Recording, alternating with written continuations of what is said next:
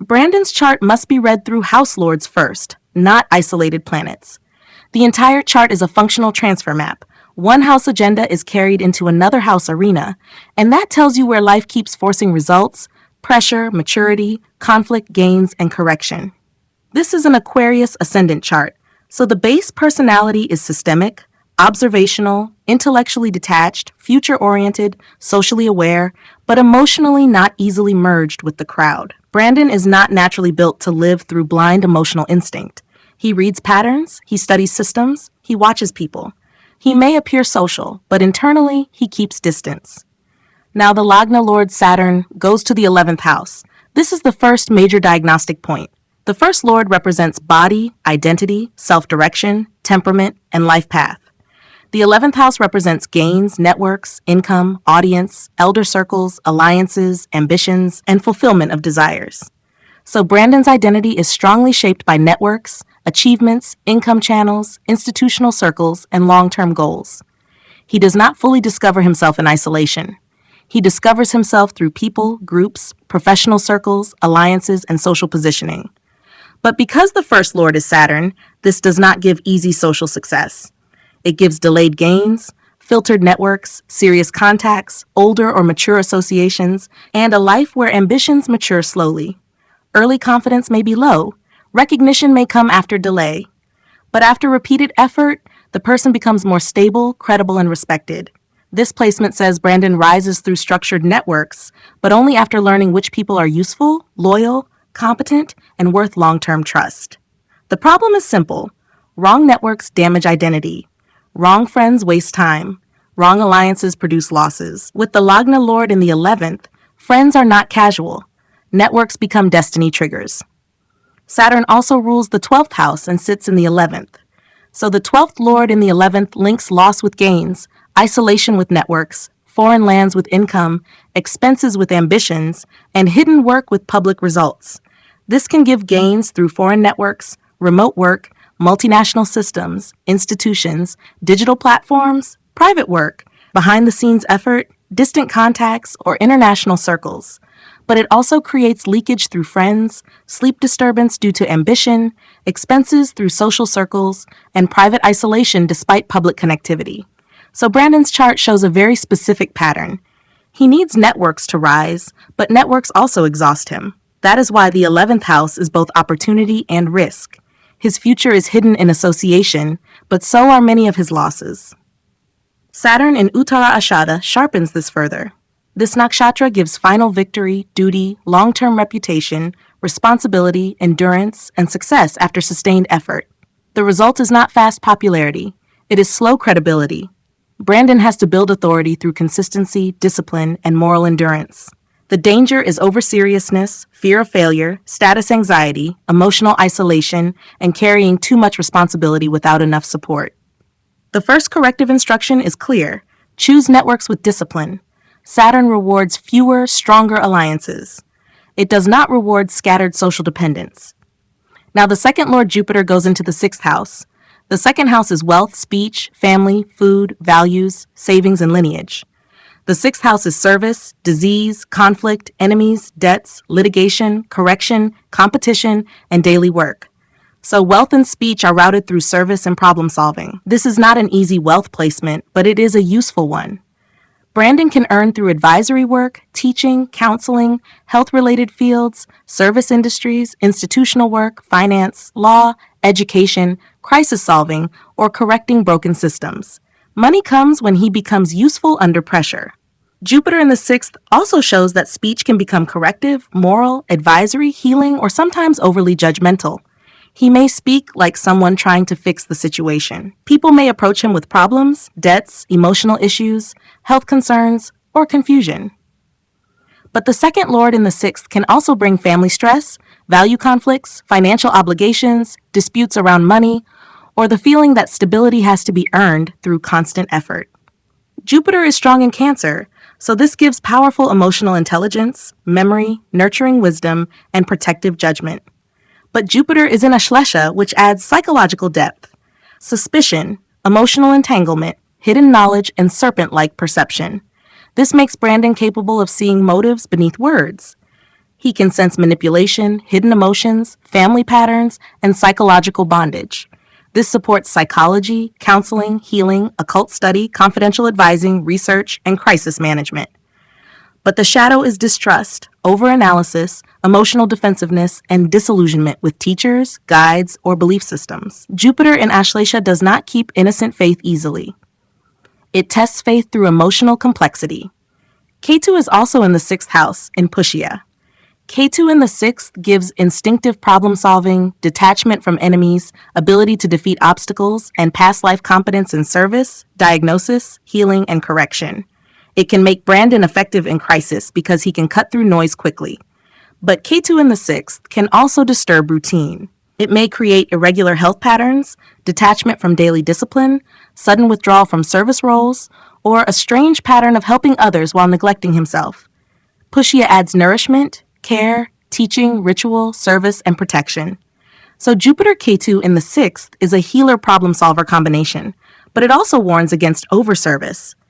Brandon must not become everyone's unpaid counselor, fixer, priest, doctor, lawyer, and emotional container. His wisdom is useful, but it must be bounded. Now, the 3rd Lord Mars goes into the 4th house. The 3rd house is effort, courage, skills, communication, siblings, self-made initiative, writing, hands, and repetition. The 4th house is home, mother, property, vehicles, education, emotional security, and inner peace. So effort is directed toward home, land, property, family protection, education, vehicles, or private stability. This gives strong action toward building a base. Brandon may be drawn to property, engineering, technical systems, vehicles, real estate, land construction, domestic infrastructure, or private assets. But Mars in the 4th also heats the emotional field. It can bring domestic tension, impatience at home, property disputes, restlessness, sharp emotional reactions, or the sense that peace has to be defended. Mars also rules the 10th house and sits in the 4th, so the 10th Lord in the 4th brings career into the home and private life. Career affects emotional peace directly. Work pressure does not stay outside, it enters the nervous system. This placement can support work from home, property-related work, engineering, technical design, infrastructure operations, vehicles, land, real estate, education, or building tangible assets. But the person must separate professional stress from personal peace. Mars is retrograde in Rohini. Rohini is wealth, beauty, possession, fertility, material growth, family identity, land, creativity, and sensual stability. Mars here wants to build, possess, protect, and secure. Retrograde makes the action internalized. Anger can be stored rather than expressed cleanly. Desire can become possessiveness. Security can become control. This placement gives strong potential for property, assets, material construction, creative productivity, and land-related gains. But it must be handled consciously. Otherwise, Mars in Rohini becomes jealousy, comparison, emotional stubbornness, or private frustration. The correction is direct. Brandon must act physically and constructively. Build, repair, train, move, organize, execute. If Mars does not have a productive outlet, it becomes emotional heat inside the home. Now the 4th Lord Venus goes into the 9th house. The 4th house agenda of home, emotional security, mother, education, property, inner peace, and private happiness moves into the 9th house of Dharma, fortune, father, teachers, higher learning, travel, law, ethics, and blessings. This is a strong placement. It shows that Brandon's emotional peace depends on meaning. He cannot be satisfied by comfort alone. He needs philosophy, higher values, refined culture, education, travel, guidance, and a moral framework. The home must feel purposeful. Education must connect with wisdom. Emotional stability improves when he is aligned with Dharma.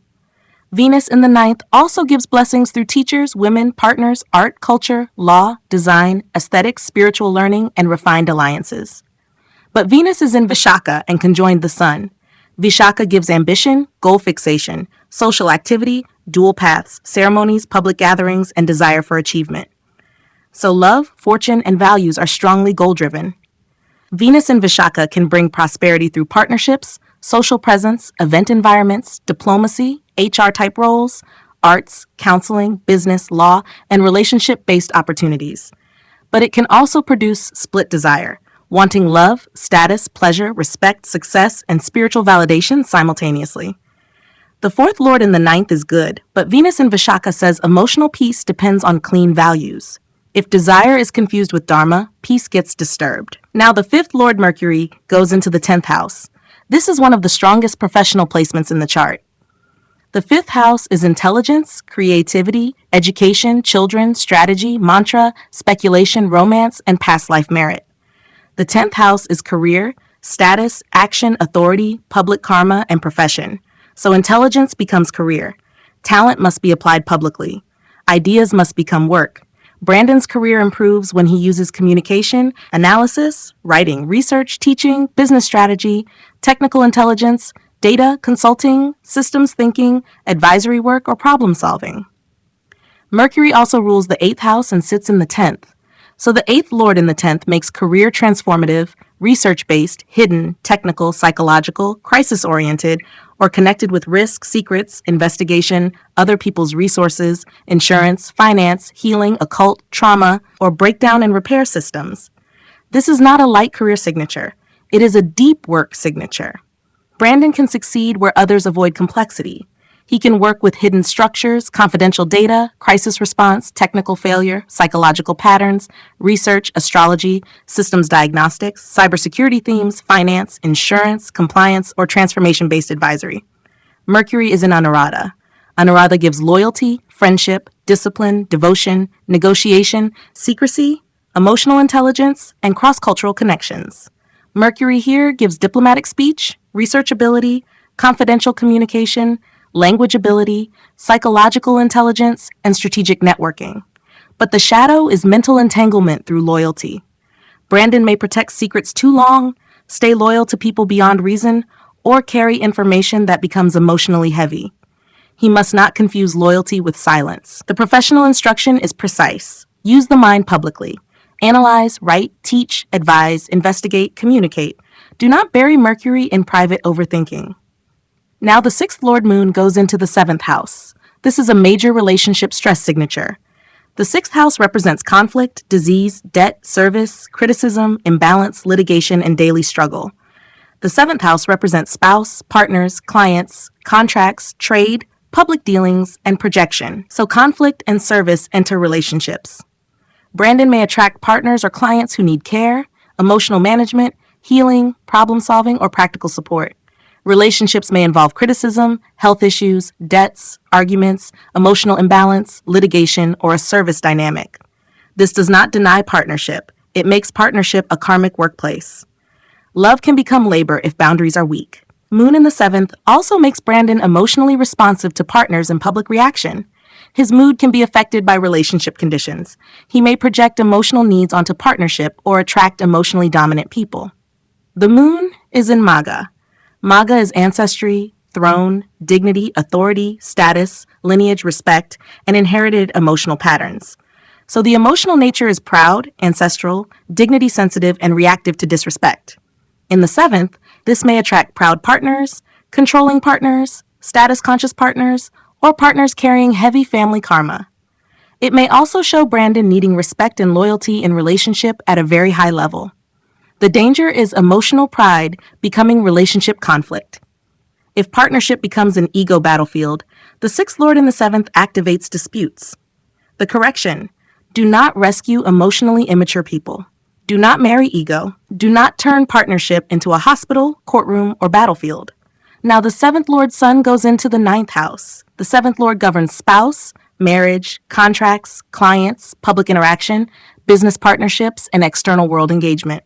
In the 9th, these matters connect with fortune, dharma, higher learning, travel, law, teachers, father, belief systems, and moral direction. So partnerships can bring learning, travel, culture, philosophical growth, legal connections, education, or fortune. A partner may influence Brandon's belief system or life direction. But the sun is in Libra, where it is weakened.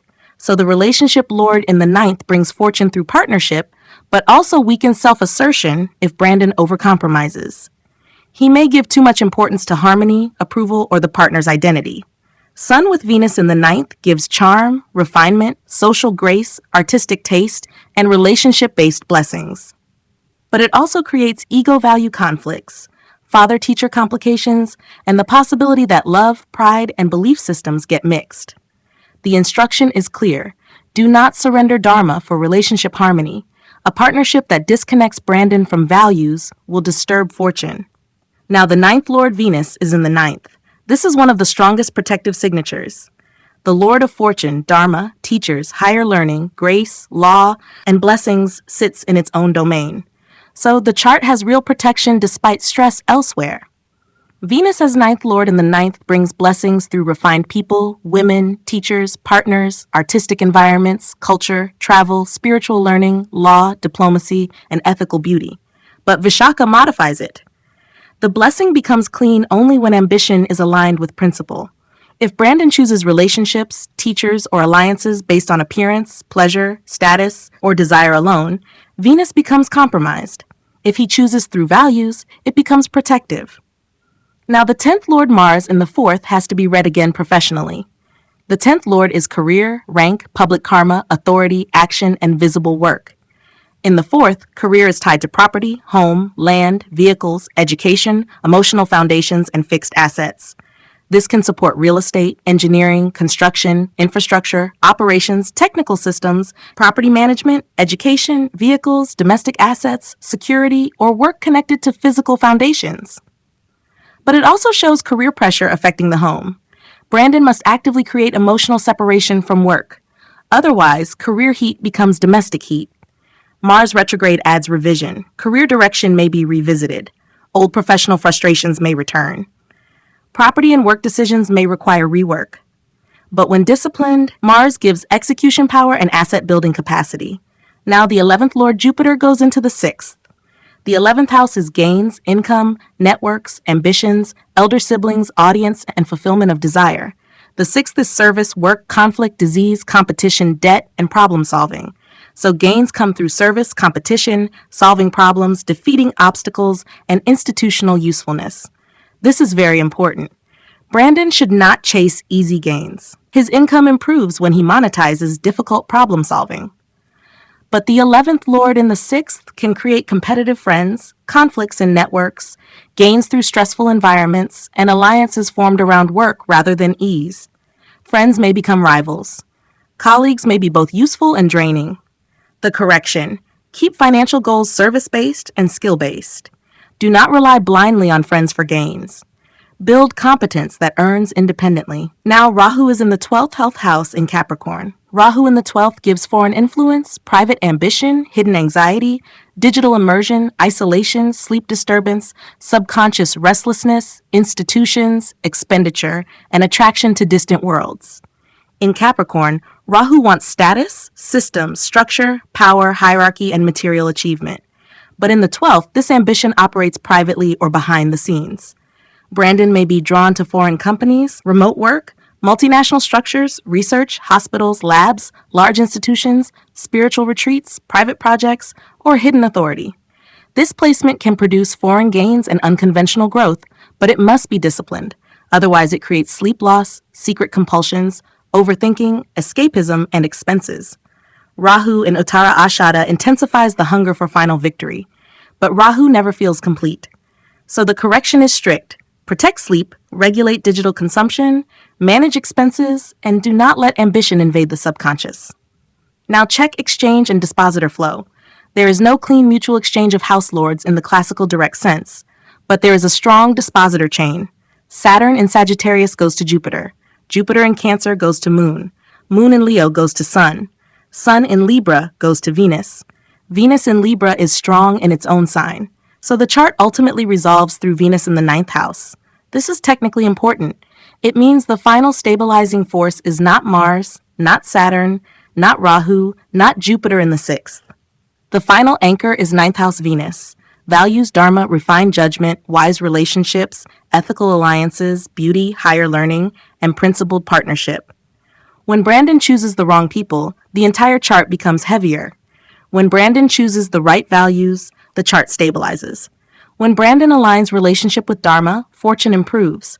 When he confuses desire with destiny, the chart becomes unstable. So the functional verdict is this. Brandon's life is driven by 5 major lordship engines. First and 12th Lord Saturn in the 11th. Identity, gains, networks, foreign links, and losses are interconnected. Success comes through disciplined alliances, but wrong networks create drain. Second, 2nd and 11th Lord Jupiter in the 6th with Ketu. Wealth, speech, family, and gains come through service, conflict resolution, healing, advising, and problem solving. But overservice and family value stress must be managed. Third and 10th Lord Mars in the 4th. Effort and career are tied to home, property, emotional security, land, systems, assets, and private foundations. Career heat must not destroy inner peace. 4th, 5th, and 8th Lord Mercury in the 10th. Intelligence and hidden research become career. This supports technical, analytical, advisory, research, occult, psychological, or crisis-based work. 5th, 4th and 9th Lord Venus in the 9th with the 7th Lord Sun. Emotional peace, fortune, partnership, values, and dharma are tightly linked. Relationships can bless the life or distort the path depending on maturity and alignment. The dominant areas needing attention are precise: network selection, relationship boundaries, sleep and private anxiety, career focus, emotional heat at home, overservice, financial discipline through useful skills, public use of intelligence. Brandon is not meant to live casually. This is a chart of delayed consolidation, not instant ease. The results improve with age, discipline, selective alliances, strong routines, technical competence, emotional maturity, and dharmic relationship choices. The consequences of ignoring the chart are also clear. Wrong friends drain gains, immature partners create conflict, work stress damages home life, hidden anxiety disturbs sleep, and service becomes exploitation.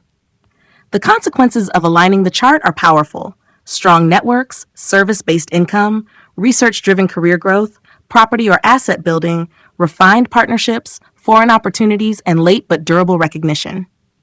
This is not a weak chart. It is a demanding chart. It rewards maturity, usefulness, strategic communication, disciplined ambition, and values-based alliances.